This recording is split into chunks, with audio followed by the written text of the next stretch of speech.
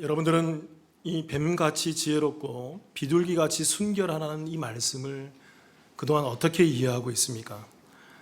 일반적으로 많은 분들이 이 말씀을 이렇게 이해하는 것 같아요. 비둘기같이 순결하라라는 말씀은 어느 정도 이해하는 것 같습니다. 물론 그 이해가 그 이해는 아니지만 비둘기같이 순결하라는 이 말씀은 어느 정도 수용하는 것 같아요. 그런데 앞에 있는 전제로 말하는 뱀같이 지혜로워라라는 이 말씀에는 대부분의 사람들이 다 거부감을 느끼고 있어요. 왜 그럴까요? 여기에 지혜가 나오지만 이 지혜 자체는 좋은 것이지만 여기에 어떤 동물이 나오기 때문에 그래요? 뱀이 나오기 때문에 그렇습니다. 그러니까 뱀 같은 지혜라고 하니까 거부감이 드는 거예요. 그래서 많은 성도님들이 이 뱀 같은 지혜를 단순하게 이렇게 이해하시는 것 같아요. 집중하시면 돼요, 저를. 단순하게 이렇게 이해하시면 돼요. 뱀같이 지혜로워라, 이 말을 그냥 단순히 영악하게 행동해라 라는 식으로 이해하는 것 같습니다. 그러니까 성도님들이 대부분 다 이렇게 이해한다는 거죠. 우리가 이 땅을 그리스도인으로 성도로 살아가려 한다면 우리가 이 땅에서 순결은 해야 하지만 때로는 세상 살아가다 보면 영악해야 할 때가 있다는 것입니다. 그렇지 않습니까? 때로는 영악하게 행동해야 될 때가 있다는 것이죠. 그래서 우리가 순결도 해야 되지만 뱀같이 영악하게 살아야 돼. 그걸 뱀의 지혜라고 이해하고 있다는 거예요. 여러분들은 오늘 말씀을 어떻게 이해하십니까? 어떻게 이해하고 계셨나요? 이 뱀같이 지혜롭고 비둘기같이 순결하라는 말씀은요, 단순히 영악하게 행동해라, 순결하게 살아라, 그런 말씀이 아니에요. 우리가 말씀을 그렇게 보면 안 돼요. 이 말씀을 이해하기 위해서는 이 비유에 나오는 이 성경적 용어, 성경적 단어들을 우리가 잘 알고 있어야만 예수님의 이 비유의 언어들을 이해할 수 있다는 것입니다. 뱀이 뭐고, 지혜가 뭐고, 그리고 이 비둘기가 뭘 의미하며 순결이 뭘 의미하는지, 이게 다 구약에 있는 어떤 의미를 담아내고 있는 특정한 단어들이라는 거죠. 그래야만 이 비유의 말씀, 뱀같이 지혜로운 것이 무엇이고 또 비둘기같이 순결한 것이 무엇인지를 알 수 있게 된다는 것입니다. 여러분, 제가 거듭 얘기하지만 세상 사람들은 성경을 쉽다 얘기할지 모르겠지만 저는 다르게 얘기해요. 성경은 어렵습니다. 성경은 정말 어려워요. 고대 사회에 있던 언어도 기록됐을 뿐만 아니라 하나님의 언어로, 하나님의 시각으로 차원이 다른 하나님의 구원사를 기록한 것이기 때문에 참으로 쉽지 않습니다. 그렇기 때문에 여러분, 우리가 성경을 수박 겉핥기만으로 읽어서 100번, 1000번 읽는 것보다 저는 꼭 여러분께 얘기해요. 한 번을 읽더라도 제대로 보시기 바라요. 한 번을 읽더라도 성경의 그 주제를 알고 그 관점을 알고 성경이 뭘 말하는지, 구원이 무엇인지를 알고 충분히 들여다보면 더 성경에 깊이 있는 진리가 드러난다는 거죠. 우리가 이 말씀 가운데서 먼저 고려해야 될 사실이 하나 있습니다. 늘 제가 비유나 말씀을 보는 그런 방법이기도 하지만 이 말씀이 어떤 배경 가운데에서 나오는가라는 것을 먼저 살펴봐야 한다는 거예요. 우리 오늘 말씀 10장 16절을 제가 한번 읽어볼게요. 이런 말씀이 있죠. 보라, 내가 너희를 보냄이 양을 이리 가운데로 보냄과 같도다. 그러므로 너희는 뱀같이 지혜롭고 비둘기같이 순결하라. 그러니까 이게 뱀같이 지혜롭고 비둘기같이 순결하라는 말씀 전제로 뭘 얘기하냐면 내가 너희를 보냄이 양을 이리 가운데로 보냄과 같도다라면서 걱정하시면서 얘기하는 거예요. 이게 무슨 얘기냐면 예수님께서 제자들을 이렇게 결속시켜서 팀으로 만들어서 파송하기 직전에 이 말씀을 하셨다는 것입니다. 예수님께서 어떻게 그 제자들을 보내셨냐면 그 앞장에 나와 있어요. 마태복음 10장 5절 7절 같이 한번 읽어볼까요? 한 목소리 읽어보겠습니다. 시작. 예수께서 12를 내보내시며 명하여 이르시되 이방인의 길로도 가지 말고 사마리아인의 고을에도 들어가지 말고 오히려 이스라엘 집에 잃어버린 양에게로 가라. 가면서 전파하여 말하되 천국이 가까이 왔다 하고. 자, 이제 여기 이 구절에 제가 그동안 자주 중점적으로 설명했던 단어들이 많이 들어와 있죠. 중반절에 보니까 6절에 보니까 오히려 이스라엘의 집에 어떤 양에게? 그러니까 잃어버린, 이제 이 의미가 다 다가오시죠, 여러분. 예수님은 이 땅에 잃어버린 자들을 구하러 오셨어요. 잃어버린 자들을, 잃어버린 바 된 자들을 건지러 오신 거예요. 그래서 여러분, 우리가 잃어버린 바를 당해야 된다고요. 그 자리를 알아야 돼요, 여러분. 그리고 7절에 이렇게 얘기하는 것입니다. 그들에게 가면서 전파하여 말하되 무엇이 가까이 왔다? 제가 이 말씀도 드렸죠. 이 천국이 가까이 왔다라는 말은 누가 제일 먼저 공생에 시작하시면서 던진 말이에요? 예수님께서, 또 침례 요한이 그 사역을 시작하면서 제일 먼저 화두 가운데 던졌던 말씀이 회개해라, 회개해. 왜? 왜냐하면 천국이 가까이 왔기 때문이야 라는 것입니다. 이 가까이 왔다라는, 이 가까이 오다라는 말이, 여러분 이 말이 제가 말씀드렸잖아요. 이게 헬라어로 엥기조란 말인데, 이게 가까이 오다 이르다인데 미래 시제가 아니라고요. 이제 앞으로 천국이 가까이 임할 거야. 그러니까 너희들 빨리 회개해. 나중에 다가올 천국을 경험해야지. 그런 말이 아니라 이 말은 완료 시제예요. 예수님이 이 땅에 오심으로 말미암아 천국이 어떻게 됐다고요? 이미 이 땅에 시작되고 이미 이 땅에 천국이 임해 버린 것입니다. 그래서 예수님이 오심으로 말미암아 이 땅에 예수 믿는 자와 믿지 않는 자로 나눠져 버린 거예요. 그래서 이 땅에 그 천국이 이미 시작하고 이미 임한 천국, 시작된 천국이 우리 가운데 완료로서 드러난 것입니다. 그래서 우리는 이 땅에 시작된 천국을 살아가는 자들이에요. 아직 완성된 천국은 아직 오진 않았지만, 그러니까 여러분 오늘 비유의 말씀은 이미 시작된 이 땅의 천국을 제자들에게 선포하면서 회개하라 천국이 가까이 왔다고 선포하면서 그렇게 살아가는 제자들에 대해서 너희들이 앞으로 살아갈 때 이런 방식으로 살아가야 돼. 이런 방식으로 이 천국을 살아가야 돼. 이런 방식으로 이 천국을 증거해야 돼 라고 하는 방법이 뱀같이 지혜롭고 비둘기같이 순결한 거라는 거예요. 그러니까 천국 백성의 삶의 원리가 뭐다? 첫 번째 뭐예요? 뱀같이 뭐하다? 지혜롭고 비둘기같이 뭐 해야 돼요? 이게 이 땅을 살아가는, 이미 시작된 천국을 살아가는 제자들의 삶의 원리고, 그리고 2000년을 지나 오늘 이 말씀을 묵상하고 있는 저와 여러분, 이 땅의 교회들, 이 땅의 성도들을 향한 하나님의 선언의 메시지인 거예요. 그렇기 때문에 저와 여러분들은 이 땅을 어떻게 살아가야 할까요? 첫 번째는 말 그대로 뱀같이 지혜로워야 합니다. 뱀의 지혜로 살아가야 돼요. 여러분 저를 한번 보세요. 여러분 이 뱀이라고 하면 일단 저와 여러분들도 다 거부감이 듭니다. 그렇지 않습니까? 이스라엘도 마찬가지, 유대사회도 마찬가지고 고대인들 중에도 마찬가지죠. 뱀은 이렇게 쉽게 이렇게 가까이 할 수 없는 동물인 거죠. 그런데 여러분 유대인들, 즉 고대 유대인들이 이 뱀에 대해서 가지고 있는 선지식, 선입견이 두 가지가 있었다고 합니다. 그게 뭘까요? 첫 번째는 뭐냐면요, 여러분 뱀에 대해서 유대인들이 가지고 있는 첫 번째 지식이 뭐냐면, 따라해 보겠습니다. 뱀은 지혜롭다. 뱀이 지혜롭다고 생각하고 있어요. 동물 중에. 왜 그럴까요, 여러분? 뱀이 가지고 있는 어떤 형태적 특征 때문에 그래요. 뱀이 이게 참 특이하게도 뭔가가 두 개가 있어요. 뭔가가 두 개란 말이에요. 뭐가 두 개일 것 같으세요? 여러분 잘 알고 있는 겁니다. 입에 있는 뭐요? 혀가 딱 갈라져 있잖아요. 그래서 혀가 하나여도 사람이 말하는데 혀가 두 개니까 그가 감언이설에 능하다는 거예요.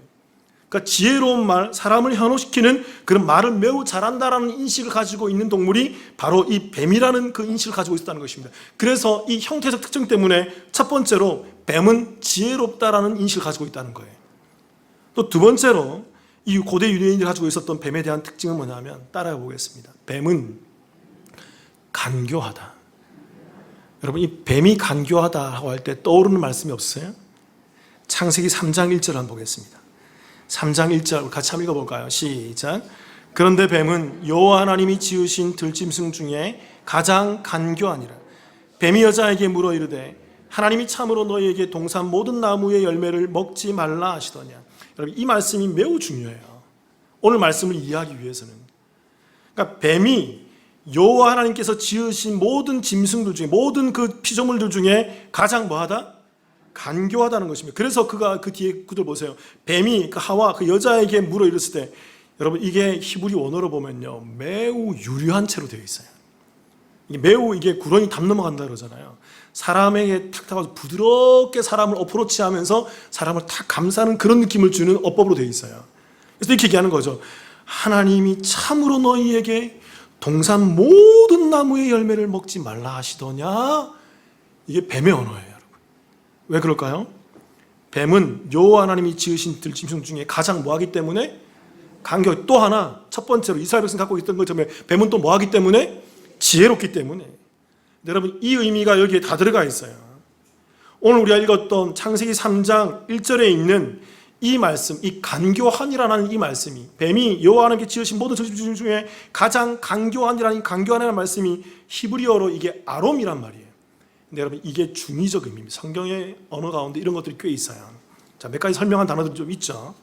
중의적 의미인데 이게 뭐냐면, 원래적인 의미는 간사한, 간교한이라는 의미도 있지만 이것과 동등한 의미로 또 뭐가 있냐면 지혜로운, 슬기로운 그 의미가 같이 이 아롬이라는 단어에 들어가 있다는 것입니다. 그러니까 여러분, 뱀이라는 것은 오늘 창세기 3장 1절에 우리말 성경은 간교한이라고 번역했지만 원래 이 히브리어가 가지고 있는 그 중의적 의미는 그가 간교하지만 또 뭐하다?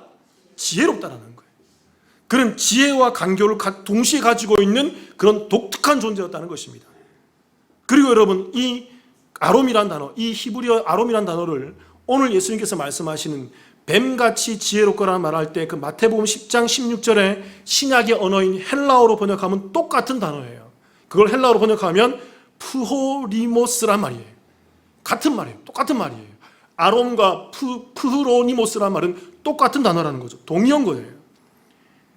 그러니까 여러분, 이 단어 속에 예수님께서 말씀하시고 하나님께서 뱀에 대해서 말할 때 그 뱀과 뱀 같은 지혜로움, 이 속에는 간교함과 지혜로움이 동시에 들어가 있는 중의적 의미로 우리가 이해해야만 오늘 말씀을 우리가 제대로 깨달을 수 있는 거예요.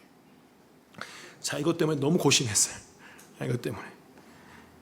왜 중의적 의미로 우리가 보아야 하느냐? 이것 때문에 그렇습니다. 뱀은 누구를 상징해요? 창세기 3장에 나온 그 뱀이 누구를 상징해요? 사탄. 자, 질문 드릴게요. 사단은 원래 어떤 존재였을까요? 질문 드려볼게요. 간교한 존재였을까요? 지혜로운 자였을까요? 지혜로운 자였어요. 하나님이 창조한 피조물 가운데 사단이 제일 지혜로운 자였다고. 하나님의 지혜를 넣어줬다고. 그래서 그가 그 지혜로, 사단의 루시퍼가 원래 직분이 뭐였어요? 하늘의 천사장이었다고.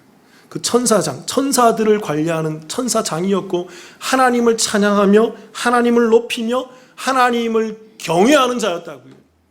지혜의 근본은 하나님을 경외하는 것이다. 여러분, 그가 그 지혜로 말미암아 하나님을 경외하는 그 지혜로운 존재가 바로 사단이었다고요. 그렇게 그가 하나님을 찬양하고 하나님을 영광 돌리며 하나님을 참되게 섬길 때 그가 가지고 있는 그 지혜가 지혜로 발동하는 것입니다. 그러나 여러분, 반대적 의미가 있어요. 그가 하나님을 대적하며 하나님을 대항하며 자기 만족과 내 뜻과 내 유익을 구하고자 할 때부터 그 지혜가 지혜로 발동하지 않고 뭘로 변화되는 거예요?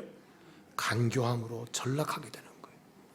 여러분, 이 의미를 잘 알아야 뱀 같은 지혜로움의 의미를 우리가 이해할 수 있다는 것입니다.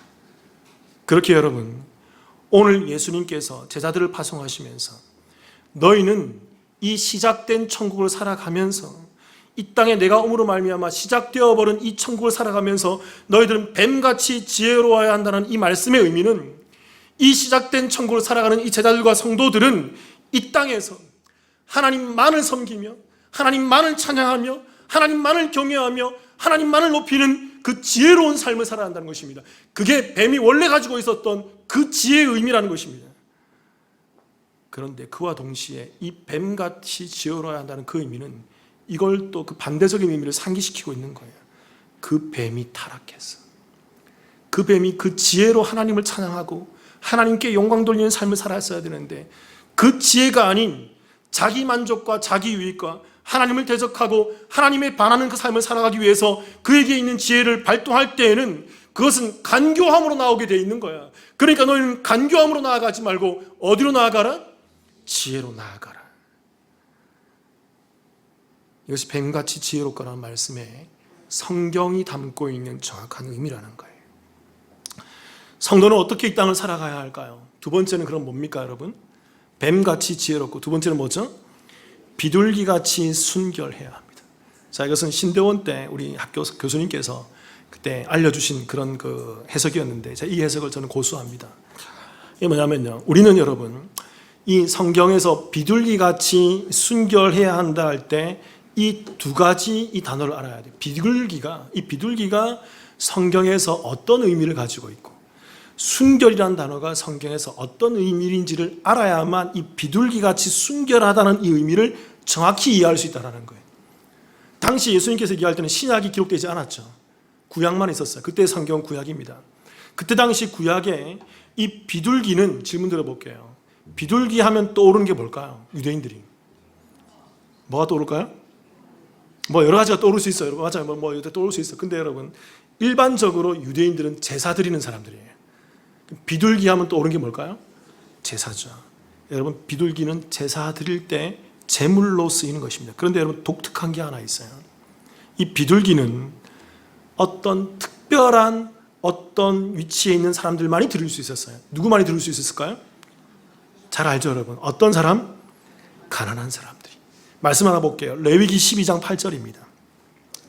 자, 한번 읽어보겠습니다. 여인이 어린 양을 바치기에 힘이 미치지 못하면 산비둘기 두 마리나 집비둘기 새끼 2마리를 가져다가 하나는 번제물로 하나는 속죄물로 삼을 것이요 제사장은 그를 위하여 속죄할지니 그가 정결하니라. 여기서 이렇게 얘기하죠. 어린 양을 바치기에 힘이 미치지 못하면, 이것을 표준세 번역, 이거 거의 원어에 가깝게 번역한 번역서거든요. 표준세 번역 이렇게 번역했어요. 양 한 마리를 바칠 형편이 되지 못한다면, 무슨 말이냐면 가난하다면, 그가 보통 일반적으로 양을 바치거나 또는 소를 바치거나 그게 일반적인 제물의 바침이었죠. 근데 이 양조차도 바칠 수 없고 소든 더더불어 바칠 수 없는 그런 형편 가운데 그가 가난한 자라 그러면, 그는 가난하기 때문에 그것을 바치지 못하기 때문에 그 대체물로 뭘 바칠 수 있다? 비둘기를 바칠 수 있다는 것입니다. 그러니까 여러분, 비둘기는요 1차적으로 이런 의미예요. 가난한 자들의 제물이었어요. 그리고 여러분, 두 번째로 또 구약 성경이 비둘기를 뭘로 얘기하고 있냐면 가난한 자물의 제물이기도 했지만 비둘기 자체가 상징하는 바가 바로 가난한 자예요. 말씀 시편 74편 19절을 같이 한번 읽어볼까요? 같이 읽어보겠습니다. 시작. 주의 맷비둘기의 생명을 들짐승에게 주지 마시며 주의 가난한 자의 목숨을 영원히 잊지 마소서. 시편 기자가 이것을 비교하면서 얘기하는 거예요. 주의 맷비둘기의 생명을 들짐승에게 주지 말며, 그게 바로 이 맷비둘기가 누구다? 그 뒤에 나오는 주의 가난한 자의 목숨을 영원히 잊지 마옵소서. 그들의 생명을 주님 잊지 마옵소서. 함부로 대하지 마옵소서. 그들은 가난한 자입니다. 그 가난한 자를 대표하는 상징물인 매개체가 누구다? 뭐다? 바로 비둘기라는 것입니다. 그러니까 여러분, 성경에서 말하는 비둘기라는 이 자체가, 구약에서 말하는 그 자체가 먼저 가지고 있는 선입견이 뭐냐면 가난한 자들이 드리는 제물이었으며 그 가난한 자들을 지칭하고 있는 상징하는 동물이 바로 비둘기라는 것입니다. 자, 여기까지 이해했다면 이제 두 번째, 마치 공부하는 시간 같죠, 여러분, 그죠? 두 번째는 순결의 의미가 뭐냐는 걸 알아야 돼. 이게 매우 어렵기 때문에 제가 이렇게 설명하는 거예요. 순결은요, 다시 우리 오늘 본문 말씀 와봅시다. 10장 16절 제가 읽어볼게요. 마태복음 10장 16절. 보라, 내가 너희를 보냄이 양을 이리 가운데에 보냄과 같도다. 그러므로 너희는 뱀같이 지혜롭고 비둘기같이 뭐하라? 순결하라. 여러분, 순결하라는 단어가 이것도 재미가 있어요. 의미 잘 찾아보니까 순결이라는 단어가 헬라어로 아케라이오스란 말인데, 이게 순결한, 순진한인데, 이게 성경사전, 성경의 의미로 번역해 놓은 성경사전에는 성경적 의미로 이 단어가 어떤 의미냐면 이게 바로 죄 없는, 썩기지 않은 또는 흠 없는 이런 의미예요. 이 아케라이오스란 말이. 그리고 이 순결, 아케라이오스란 말을 다시 히브리어로 오늘 좀 많이 공부하죠, 그죠? 히브리어로 번역하면 이 말이 제가 여러 번 얘기했던 단어예요. 제사 드릴 때 했던 말. 이게 바로 따라해 볼게요. 타밈. 타밈 기억하시죠, 여러분? 이스라엘의 제사장들이 제물을 가져와서 검수를 합니다. 검수를 할 때 흠이 있는지 없는지 막 뒤져봅니다. 그리고 흠이 있으면 빠꾸, 이거 못 받아 하고 딱 거절해버려요. 근데 막 하는데 너무 흠이 없고 완전하고 괜찮아. 그러면 이스라엘 제사장들이 외치는 단어가 뭐라고요? 그때 타밈이라고 외쳐요. 타밈인 제물만 하나님께 바쳐드릴 수 있고 드릴 수 있는 것입니다. 이게 흠이 없음을 확정하는 단어가 바로 이 타밈이라는 이 단어, 헬라어로는 아케라이오스라는 이 단어라는 것이죠. 이게 순결의 의미라는 거예요. 그러니까 여러분, 조합해 봅시다.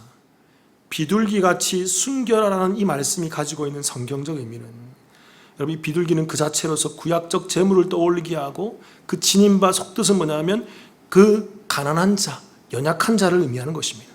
그러니까 이 말이 가지고 있는 이 말은 비둘기같이 연약한 자가, 비둘기같이 그 가난한 자가 뭐가 없다? 뭐죠? 흠이 없다라는 것입니다. 그러면 여러분 이제 이 가난한 자를 제가 여러분께 자주 설명했던 헬라어 대표적인 단어가 뭐죠? 그래서 푸터코스예요. 마태복음 5장 3절에 보면 심령이 가난한 자가 복이 있나니 저들이 천국을 소유하게 된다는 그 말씀이 있어요. 그 말씀에 보면 심령이 가난한 자, 이 가난한 자가 왜 복되고 천국을 소유하며 하나님의 자녀가 되는 신분을 얻게 될까요? 그들이 그 가난함 속에서 오직 누구만을 찾기에? 그렇죠? 그들은 이 가난함 속에서 하나님만을 찾을 수밖에 없기 때문입니다. 그 잃어버린 자들 기억하십시오. 그 가난한 자들, 그 잃어버린 자들은 이 가난함 속에서 나의 힘으로는 안 되고 내 능력으로는 안 되고 내 어떤 행위로는 절대 되지 않음을 철저히 깨달은 자들이 바로 이 심령이 가난한 자들의 모습이라는 것입니다. 그래서 이들이 추구하는 유일한 방법 한 가지, 그게 바로 뭡니까? 하나님 나를 불쌍히 여겨 주옵소서. 지난주에 나눴잖아요. 그 세리가 그 원통함으로 기도하는 그 원한 가운데 쏟아내는 그 기도 제목, 하나님 내가 이 죄가 너무나도 크오니 이 죄 때문에 내가 어찌할 수가 없습니다. 나를 불쌍히 여겨주시고 나를 긍휼히 여겨주셔서, 이게 가난한 자의 모습이에요. 그들이 하나님만 찾게 된다는 것입니다. 그래서 그들이 그 하나님을 찾게 되는 그 자리가 가난한 자의 자리이고, 그 자리가 바로 흠이 없는 하나님이 받으시기에, 하나님이 찾으시기에 합당한 그런 모습이라는 것입니다. 그렇게 여러분, 하늘 보좌를 다 내려놓고 이 땅에 오셔서 자기 뜻을 다 내려놓고 오직 아버지의 원대로 되기를 원합니다라는 이 고백 가운데 있는 그 예수가 바로 순결한 예수가 되는 거예요. 예수님이 뭐 깨끗하다, 착한 일 많이 해서 순결한 예수가 아니고, 예수님이 바로 이 땅에서 누구의 뜻만을 쫓아? 하나님의 뜻만을 쫓고 그 가난한 자로 이 땅 가운데 오셨다는 것입니다. 물질이 가난한 게 아니라 영적 가난함을 의미해요. 그래서 예수님이 이 땅에서 주님의 뜻도 있었다고요. 내가 원하기는 이 잔을 나에게서 난 원하지 않습니다 고백하잖아요. 그런데 예수님은 그 모든 것을 내려놓고 하나님의 뜻만을 쫓고 나아가고 있다는 것입니다. 그게 가난한 자의 자리라고요. 그 가난한 자인 자들이 그 하나님만을 바라보며 나아가는 그 자리가 바로 무흠한 자리이고, 그게 순결한 자리이며, 그게 탐임의 자리이며, 그게 죄가 없고 섞이지 않는 흠이 없는 그 성도들의 그 자리라는 것입니다. 그렇기 때문에 우리가 그동안 나눴던 비유들을 한번 떠올려 보세요. 잃은 양, 그 잃은 드라크마, 잃은 둘째 아들, 그리고 여러분 우리가 배웠잖아요. 선한 사마리아인에서 강도 만나 거의 죽게 된 사람, 이게 우리라 그랬잖아요. 그들에게 필요한 사람이 누굽니까? 잃은 양을 찾는 목자가 필요하고, 잃은 드라크마를 찾는 주인 여인이 필요하고, 잃은 둘째 아들을 기다리고 맞이해 주시고 그 아들을 아들의 권위로 복귀시켜주는 그 아버지가 필요한 것이며, 그 강도 만난 자를 찾아와서 그를 위로해 주시는 선한 사마리아인으로 찾아오시는 예수 그리스도가 그들에게 필요하게 된다는 것입니다. 그렇게 여러분, 저와 여러분이 이 땅 가운데에서 있어야 될 자리는 바로 이 비둘기같이 순결한 자리가 되어야 되는 거예요. 무슨 말인지 이해되십니까 여러분? 이해가 안 되더라도 저는 어떻게 이제 할 수가 없습니다. 세 번째로 넘어가겠습니다. 다시 잘 들어보시길 바라요. 성도는 이 땅을 어떻게 살아가야 될까요? 세 번째는 이게 제일 중요해요. 우리가 좀 전에 나왔던 첫 번째, 두 번째, 이 지혜와 순결은 동시적으로 함께 작용해야 한다는 것입니다. 우리 오늘 말씀 10장 16절 같이 한번 읽어볼게요. 시작. 보라, 내가 너희를 보냄이 양을 이리 가운데로 보낸 것 같도다. 그러므로 너희는 뱀같이 지혜롭고 비둘기같이 순결하라. 그러니까 뱀같이 지혜롭고 비둘기같이 순결하는 이 말씀은 따로따로 떼을 수 없는 거라는 것이죠. 이것은 하나의 모습이라는 것입니다. 왜 그럴까요 여러분? 왜 그럴까요? 지금까지 나눴던 첫 번째, 두 번째를 잘 연결해 보세요. 하나님을 경외하는 올바른 지혜는요, 이 뱀 같은 지혜, 이 하나님을 경외하는 올바른 그 원래적인 원초적인 지혜는 오직 누구만이 발휘할 수 있을까요? 가난한 자들, 하나님을 전적으로 의존하며 하나님을 전적으로 신뢰하며 하나님밖에 없습니다라고 생각하며 그 가난한 자리에서 그 비둘기같이 순결한 자리에 있는 자들만이 그들이 제대로 된 하나님을 향한 그 지혜, 그 경외함, 하나님을 향한 그 지식을 발휘할 수 있게 된다는 말인 거죠. 그러니까 여러분 따라해 보겠습니다. 지혜는 순결과 함께 해야 한다. 이 말의 명제를 이해하시겠습니까? 또 뒤집어서 얘기해 볼게요. 따라해 보겠습니다. 순결 없는 지혜는 있을 수 없다. 이 말을 충분히 이해하시죠, 여러분?